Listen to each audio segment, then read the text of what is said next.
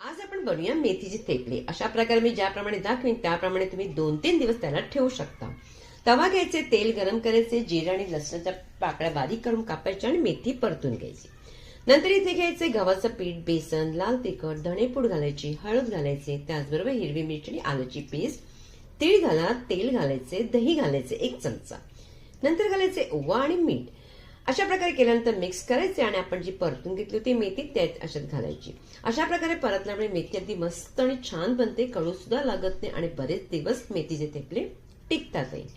लाटी घ्यायची, अशा वेळेला लाटायचं आणि थोडेसे प्लेटून गोलाकार द्यायचा, म्हणजे आपले गोल अगदी मस्त मेथीचे थेपले रेडी होतात. उलटून पलटून तूप लावून त्याला अगदी मस्त परतून घ्यायचे, तेल सुद्धा चालेल. त्यानंतर ठेवायचे कसे, एखादी प्लेट घ्यायची आणि त्याच्यात छोटी प्लेट ठेवायची आणि कपडा ठेवायचा आणि त्यानंतर ते मेथीचे थेपले त्याच्यावर ठेवायचे, म्हणजे ओलसर होत नाही, चिकटही होत नाही. बघा आपले मेथीचे थेपले रेडी झाले आहेत.